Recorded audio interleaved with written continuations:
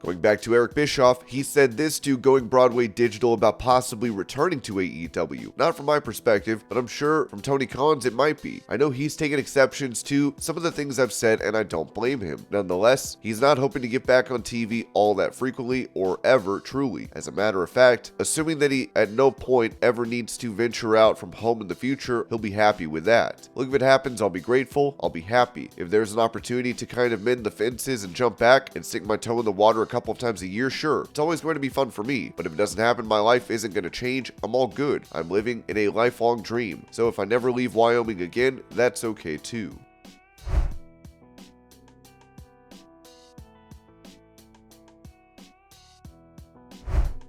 Taking to Instagram following Raw, MVP would pose with the Street Profits, Carmelo Hayes, and Omos for a photo as he wrote, "Backstage in Boston talking to some people."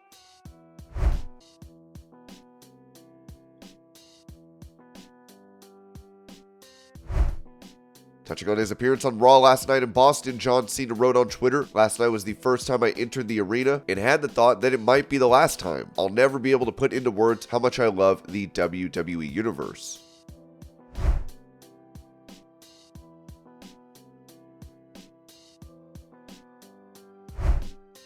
Recalling his final WrestleMania match, Bryan Danielson made an interesting revelation telling Sports Illustrated, "It didn't mean anything to me. I felt nothing. You have to remember, it was our first time back in front of a live crowd since the start of the pandemic, and we were in front of thousands of people. I felt nothing during that match. I was trying my best, but it felt like I was going through the motions. Then I wrestled Roman in the Thunderdome in front of all of these screens, and I loved that match. It was the perfect way for me to end my WWE career. Putting together the WrestleMania match, I could feel a little bit of my apathy. Something was wrong. It was very glaring to me."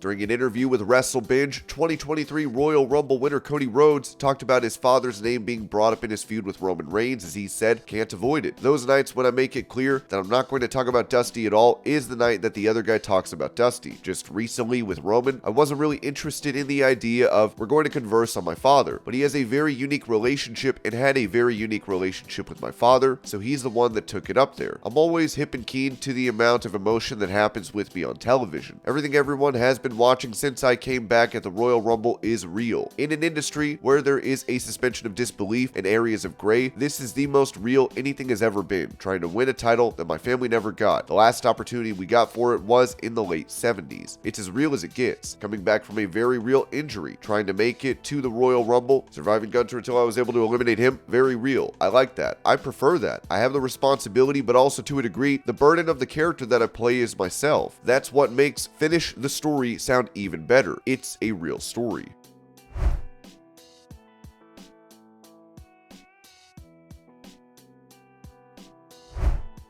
Giving an update on his brother Jeff going into rehab after being arrested for DUI last summer, Matt Hardy said on his Extreme Life podcast, "He just went into it with a different mentality. He's never been this scared before. I think one of the biggest things you're going to see about Jeff Hardy going forward is how he wants to share this story and try and help other people now. That's something he's been very adamant in already."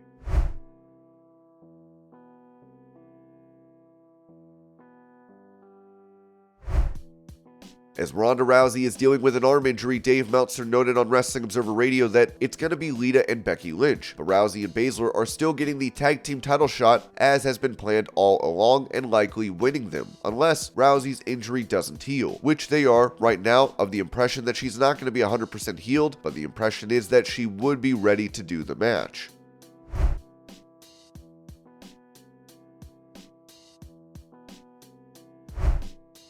With previous reports claiming it's believed that FTR signed new AEW contracts following their surprise return to Revolution, Dax Harwood mentioned this on his podcast. "Zero has changed. We got a call from Tony Khan. This was maybe 5 days before the pay-per-view. I don't know, I'm just guessing. He either heard a clip, this was the podcast where the headline was, I said we were ready to come back, our bodies were healed. We wanted to do right by business because we are contracted. Cash and I aren't trying to hold up anybody. We're not trying to play the game. They're offering us this, they're going to offer us this. It's not about that. Money is a big factor, but it's about what's what's going to make us happy. There are a ton of options. Tony Khan is onto something incredible, changing the industry. Over the last 3 or 4 years, he's done exactly that. Whatever you want to say, he's completely changed our industry. For monetary gain, I would never play someone, especially someone as who I'm as close to as I am with Tony, especially someone who I was close to with Hunter, who I owe a lot to. I would never play that for monetary gain. Our choice right now is strictly on happiness. The pros of staying at AEW is the great schedule, where I can come home and be with my family. The pros of WWE is they are the #1 money-making wrestling company in the world. They can offer us a great deal, but I don't feel we could have the kind of schedule we would like. Another pro for AEW is that, unless Tony changes his mind come April, we would be able to do independent bookings, great relationship with New Japan, doing Comic-Cons and meeting our fans. In WWE, they're on a creative high right now, and I think they could keep that creative high up. They are the #1 wrestling promotion, one of the top entertainment acts in the world, and have a proven track record. Strictly comes down to happiness. I don't want to say that report is right or wrong, because it doesn't matter. Half the people are going to on Twitter and say I'm lying or trying to work. These reports are going to say what they want, and that's okay. I will say nothing has changed, and please allow everything to play out, and come April, you'll be able to understand what we're doing and where we're going.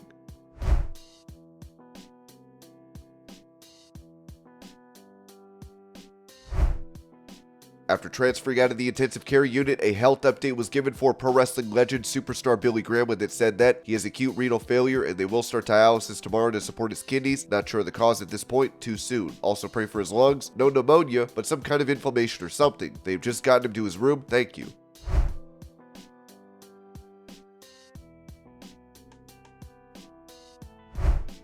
United States Champion Austin Theory has started going by the nickname The Now, which has caused a tag team on the independent scene that has been using that same name for years to take action against WWE. As Vic Delicious told the Hudson Valley Post, my initial reaction was shock because of the fact that we have had it copyrighted since 2006, and there's many people in WWE who know Hale and I, know our names, and know we own it. After shock goes away, we decided to reach out. We consulted with some friends who knew about the situation professionally, and we were guided to an awesome lawyer named Mike Dawkins, the gimmick attorney who specializes in trademarks. We have sent 2 cease and desist letters to WWE. They acknowledged 1 and said they would look into it. Looking into it doesn't stop it from being on TV. Our next step is a lawsuit for trademark infringement and creating confusion in the marketplace.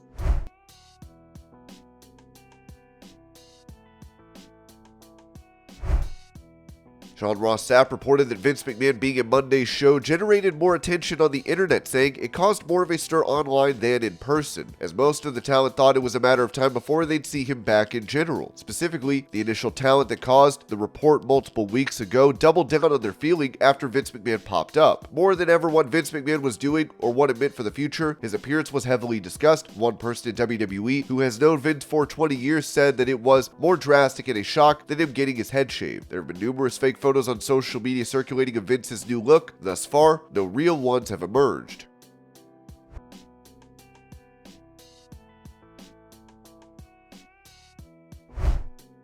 While WWE is interested in a sale, as they are said to be seeking $9 billion, there could be some complications, as Forbes reported that Wells Fargo Securities thinks Fox is not likely to renew SmackDown at higher price, and it's possible we could see SmackDown split between Fox and linear and a streamer, or the entire night move off and likely accredited to Fox A.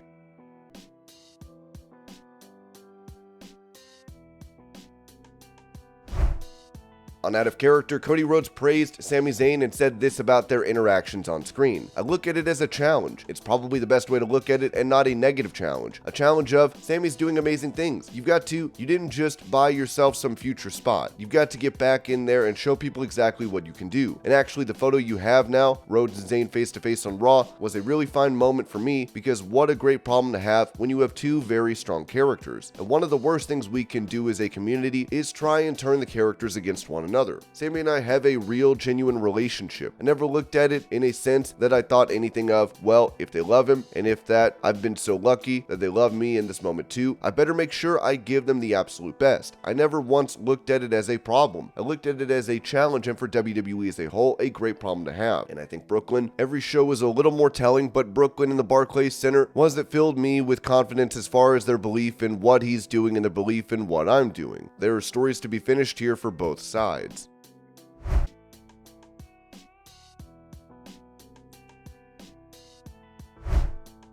Speaking about the possibility of having his wife Brandy being involved in his current storyline in WWE, Cody Rhodes told Ryan Satin, "We always, from a professional standpoint, I don't know if a lot of people know this, we always wanted to do everything separately. She very much can defend herself and can fight her own battles, very separate in that. No doubt, because I always love your show being out of character, the name of the show Out of Character, whereas for me, there's no difference between in character me and out of character me. It's just me. And part of that is the people who surround me, you know? The people close to me in my real life are also close to me on screen.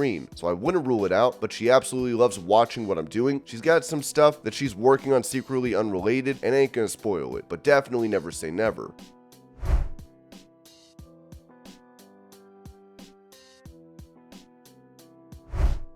Talking about how much time he has left in his in-ring career, Paul Wight told Deuce and Mo, "Working hard, training hard to get back in the ring, which will hopefully happen real soon. I've had a hip replacement and just got a knee replacement done in August, which sounds like the end of an athlete's career, but modern technology, I'll tell you, I feel better joint-wise than I've felt the past 15 years. Now, it's about getting the muscle stronger and having a bit more fun. I have a couple years left in AEW for sure, signed a nice healthy contract when I came over, and I plan on making good on that contract in AEW for Tony Khan and myself."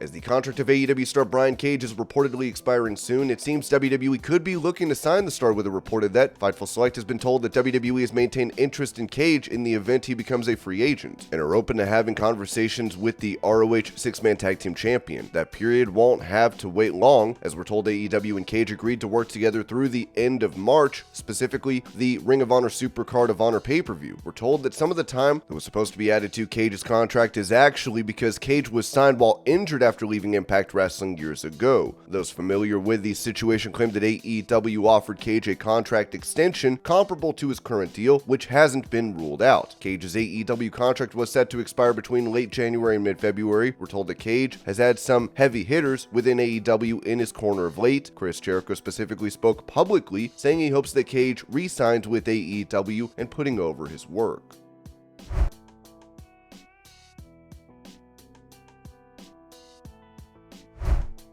During an interview on The Sessions, Chris Jericho talked about those that are considered locker room leaders in AEW. So backstage, it's a lot of advice given out, a lot of listening, a lot of bartending listening, a lot of I got a problem with this, I got a problem with that. There's a lot of working closely with Tony Khan, a lot of locker room leading, especially over the last 6 months or so, when we kind of had to take the reins back, when there was a lot of bad publicity and a lot of uncertainty in the dressing room. As a matter of fact, your man Jon Moxley and Bryan Danielson and myself we have to really take charge here, because we're going to lose the dressing room, and if you lose the dressing room, you're screwed. So there's a lot of that sort of thing going on. Basically everything. I think it's almost kind of like a real general. Tony Khan's probably got a lot of right-hand men, but I think I'm probably one of them, and also too, kind of just helping out the locker room and produce probably half the backstage promos that you see. Just trying to help as much as I can.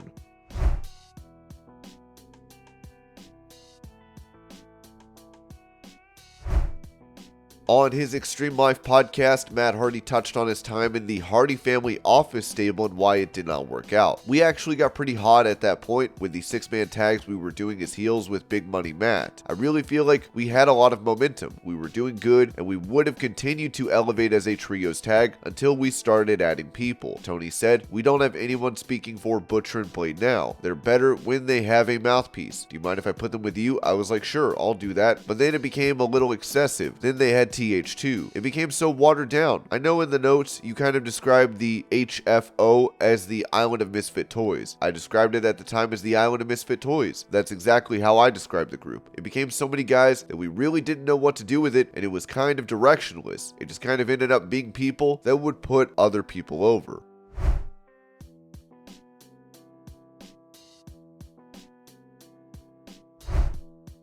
Discussing the Judgment Day faction on After the Bell, former leader of the group Edge revealed this: "It's been a year now since we first conceptualized the idea of the Judgment Day. It was over a year ago now. It really started at WrestleMania, the night that Priest and I first joined together, and that became the initial nucleus of what this thing was, but then it turned into something entirely different and better, honestly. Where it's at now was the goal that I had in mind. I really thought the concept of Judgment Day, the idea behind it was, here's these really talented individuals who I truly felt weren't getting the opportunity that they deserved, and if they got that opportunity, then they could fly with it, they could run with it, whatever analogy you want to use. I've been watching them all since NXT and kind of kept tabs on them and kept my eye on them all these years. So when I was asked about starting a group, I was asked who would be in it. The first names I said were Priest, Ripley, Balor. It changed and morphed and went through a lot of different permutations.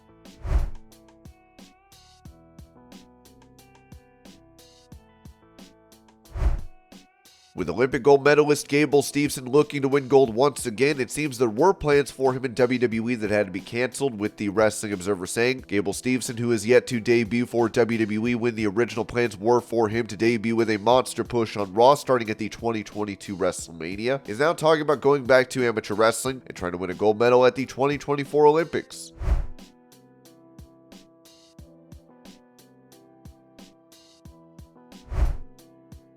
Saying this about a possible return to the ring, WWE Hall of Famer Kane told PWMania.com, "I'll always leave that door open. In WWE, we never say never. I don't know what will happen. I do some stuff here and there in WWE. There's a part of me, and it's something I enjoy and want to do for the rest of my life. If it's something in the ring, I don't know. Maybe you have to ask Kane that question."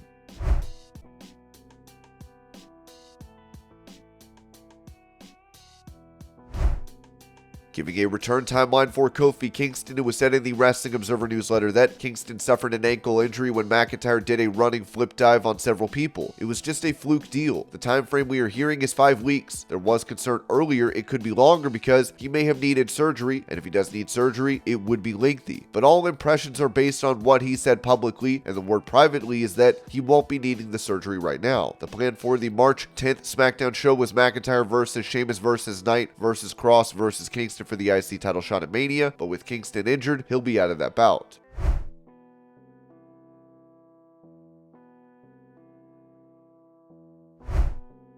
Speaking of injury updates, this was said by PW Insider regarding Ronda Rousey, who is expected to challenge for the women's tag title with Shayna Baszler at WrestleMania. Ronda Rousey is believed to be dealing with a hairline fracture of her arm. There has been no discussion internally of Rousey being expected to miss WrestleMania weekend.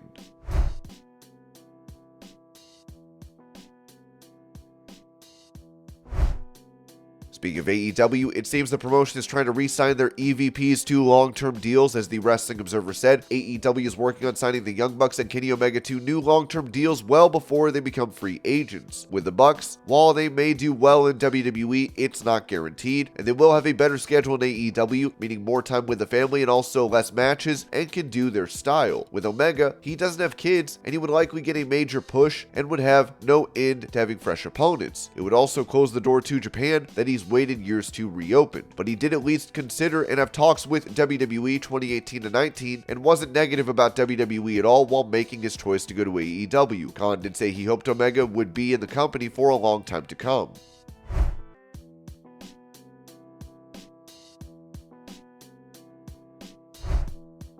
When it comes to John Cena's availability for WWE on the road to WrestleMania, the Wrestling Observer noted that Cena actually wrapped up his filming of the movie Ricky Stenicki on March 4th, so he will be available for television over the next several weeks. That movie was done last weekend, but he's got another movie he's starting up on, so his time is still limited. It's not like he's going to be on TV every Monday or Friday or anything. When he's free, he'll be there.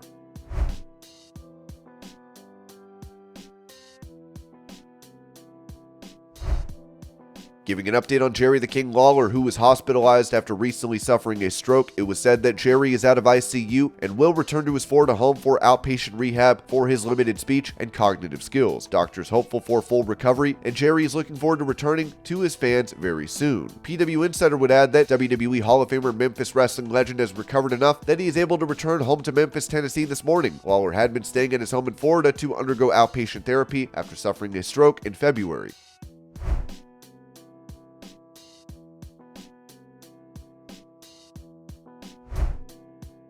Talking about a return to AEW for his brother Jeff, who had his recent DUI charges dropped, Matt Hardy said this on his Extreme Life podcast. "My gut thinks he wants to redeem himself. We haven't talked about stuff, and he's still taking care of some physical issues that he's been dealing with right now. I don't think we've seen Jeff appear on AEW television for the last time."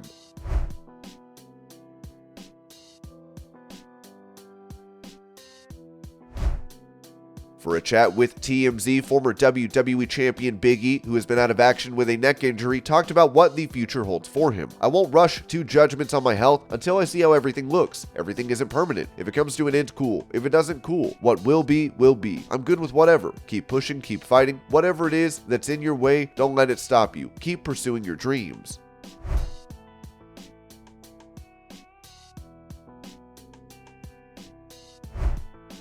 In some unfortunate news, the son of Arn Anderson has passed away, as AA took to Twitter to write, "Last night my family suffered a loss that should never be felt by any parent. Our older son Barrett passed away. I am struggling to write this. Tell those you love that you love them." Barrett was just 37. Of course, we wish Arn and his family all the best during this time.